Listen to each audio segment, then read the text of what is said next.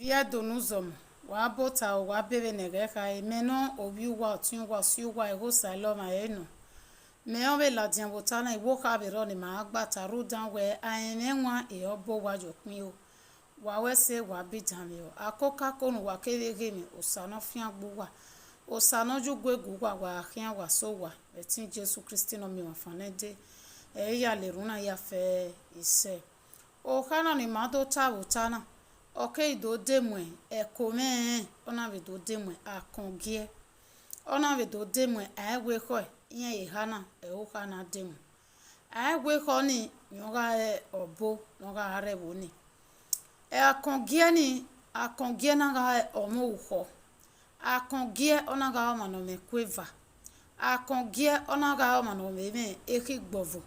akongie emi dan paro ne ge ya gie akongie ona ga mo uho no ma gode imika akongie ni ga akin e come ni o ma no ma wa no o ma si no o ma ne samo ko ba meze no o ma no gwa lerun no be gwa no sabi no sabi pasejo e ga no ge e come ni uno mo na pe ye do no zomo e come na gelebe do no sami o sana we ne come e come na tie akongie ona we no do gun gogo we ge se no sauni no gun e musa o ma ege ko oho ejo e come ma ege ko he akongie jo o ma ege e ko akongie na ge oga itenene emi ni Jesu nene ona itama ene o mo eji ko o ma ye ge akongie na o ma no me kweva ga no ege kege ne come na ya teme emi no saune ma akongie na o mo ari kazin o ya tota nya o be mo ari ogwa o ya hi egbejo unu mo na pe bi edun zo mo edega gbe e come emi sun edo abere akongie o do agie e come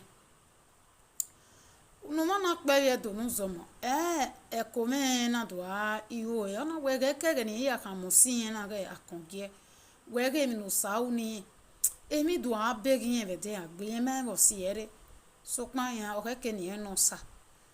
ni ebe mo ejeru ni emeke na wo si ni akongie na kin e come na gele do mo ejeru wo ise e wota ne ona we baba ko dudu apa ma pa jori ole we se ma be ne be tele na so pon gba no baba emi be ro ni be lagbera nla o Jesu we mi ni lagbera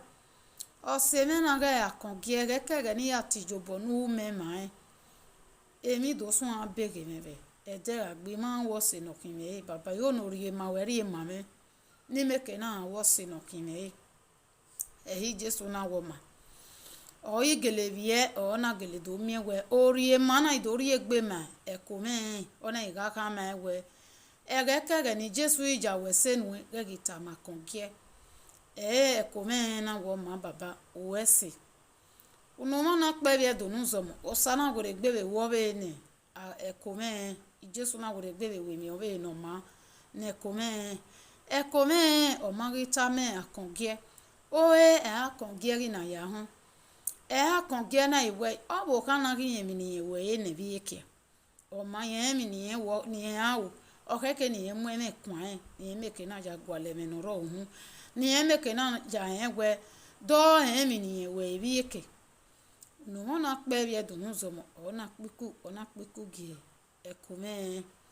eke ni ona tota zebo se akuni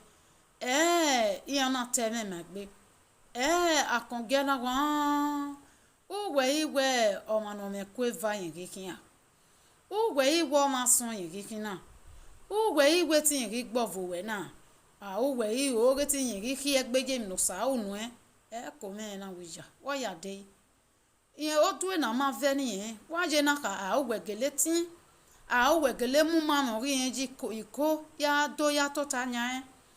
uwe gele ki egbeje mi no sa unu uwe gele gbovian si come na aka ma kongie be rio akongie na wo ma we no ri na de ya ti ewe zo bo gi ma akongie na ri pa ona ya ti come ona ya ti zo bo gi ma come na pa gbe la wa na wi Jesu Wokpa e soti va son vavant. Yen mention bien. Ove yati yen zoge akongie. Iko na ni ebe mwegbe ni eri na baba. Bueno, wo hian certain teme ke meni ata yunu. Emini ave wo be gbina ni eba. Ona kpare ekome ori gelesiko ya voin iko gbai. Oma egwe ige akongie na. Ove ya kamo boni ga we ko enegwe. Iya kian jin evana julame no worry.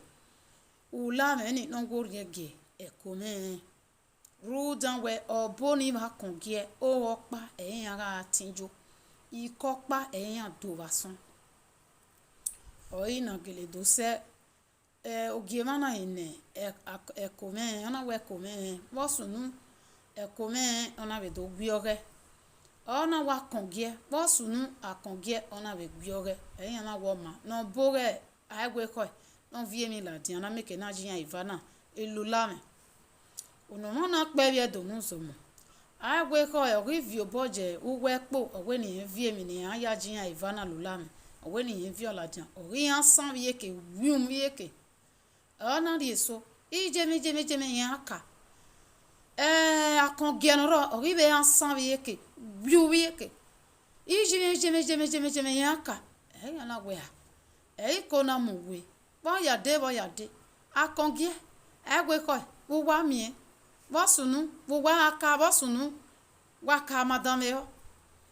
agwe ko na we ire akongie obuyen ade we yan akin jiyan evayan be ko me lulame ni en wori lulame na ni en wori enyan ekome rudan we ikokpa ikasonpa eyan do ikokpa eyan evajo bason oni akongie be agwe ko rudan ni yen na we no te wori ulame na no wori enyan ekome beni ana ego salo boavie numona kpebie do nuzomo eyana we akongie ugbi ave u nu we ave ka ona we mata no ege kege ne kome yata mi o mamo ge mi ni Jesu une yegele muarie ikazin wota yegele ya tota nyan o si edega igbe emi do abere o si yen na ge ekome yen be mu ma me ni pa yen ya hi egbejo wa yen be gbo ve je emi no sa une ni eyan na gwa ani agwe u gwa evana gwa be agwe ko na gwa kongie agwe ko gwa evana gwa gbe kuje bu oge mana we baba na ni wa su wa evana fo anye je gbo akin su wa la gbo kome na we oge ma wa wese I Jesu woko dudu apa ma pa jori le baba o ese nu na gun gbinigbina na oge ma na we kome u do osalo banu gana de gbeja go sa nisi fi bogorie rudan I Jesu na omudi anu egbe akongie keni ana sue akongie ba we ko legbo eyan ivana we ni an la o ri an adigwe yimiosa an yimiosa no sa ya bian that emi ni an uda ekome na ema ni an ka digwe ni an Jesu eja bone unoma na pe bie do nuzomo akongie be awe ko yan na do digwe yan na vi boda do kun yan na wi Jesu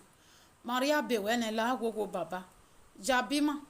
magele we mi ya fe ma ba we magele we mi emi ya fe we ni mare una ma we ya nu la ho baba jabima mari we kege na na ri pa baba ga jabima mana ri mi o ma ko ma nu we ri we se na ne I ma kin ga de ba e kun me we mari gbo vo yo bia ma ri gbo vo yo ku mari be mu ma mo ro pa je iko ro pa ya do nu la o Jesu Jesu na iwo ma yin be ja po wa emi no mama no riri ekoni ni ya duza dan ni ya we mi no mama ni ya mu mama gbonu sari no ma ri ikazen ya do tota nya ni Jesu na iri enyi agbere iya na ido free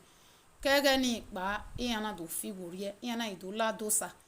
iya ga gi mi o no sa wese na ni ya gbove iya ide ba e ga pon musa iya na iga we mi no ma wa wese wa bi dame o ibie do nuzomo akoka kono wa keve dame o mena wa la ho wage gbovovio kpianu wage gbovovio ku emi no samari no ma efu o ma gbe wage si okpe agiyeke wage si oku ogiyeke ru dese no sa u no mani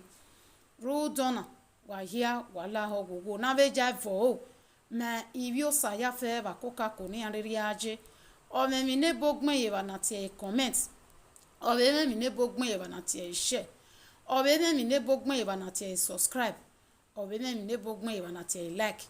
na la ho gogo ma koma no gibe mi odio na no gae na wi bi osaya bege ni bi osaya ni ameke na be mi ni ameke no te ruwe baby ni apa yin baby re ni abosa gade ni ameke na amo e wori onwe e gbovo pe gbovo ko se lo sa u no ma owe no ma o ma u we ni e we se no ma ne no ma koma ya le ejo to to edo ya popo ma ni Jesu we se na i Jesu we ma ni we gbe yin veri o no ga ri mu mama gboma o imu ari cousin o ya to tanya edega igbe odo abego mani o ma no be gbovo obi okpia no be gbovo bi oku o ma no be hi egbeje mi ne oge no be hi egbeje se no sa ma une o we ni ya si o ma ni giye ke Jesu wo okeke wo ho pa o we yen be bonyo wo wa no wo ekeni ya ru agwa jire yin ire o we go to ni ma ọwẹ́ yín mi bẹ̀rẹ̀ yín mi ẹ̀yìn mi ọwẹ́ yín mi èrìn wàhálà ò ní àmú wà jìbẹ́ ní àyà bòyún wà ọwẹ́ ẹ̀yìn ara gbọ́n náà bẹ kẹ́ ẹ̀mí dé ọwẹ́ ẹ̀yìn mi èrìn ní wà kí ara jẹ́ ọwẹ́ náà sẹ́tì náà rúdọ̀ náà wọnà mẹ́gbóyin mẹ́bẹ̀rẹ̀ ọ́ ó ìrèrè fi gbégbòrè gbégbó sáàdì ó ìrèrè fi wòríẹ́ rúdọ̀ wẹ́ ìjésù nyọ́nyẹ́ sèvà gbọ́n náà nyọ́nyẹ́ mi yà nyọ́nyẹ́ mà nyàmí yà fẹ́ ni màmẹ́ wa we se wa bidame yo okin bi abe gure gbere Jesu owin we mwa baba bayo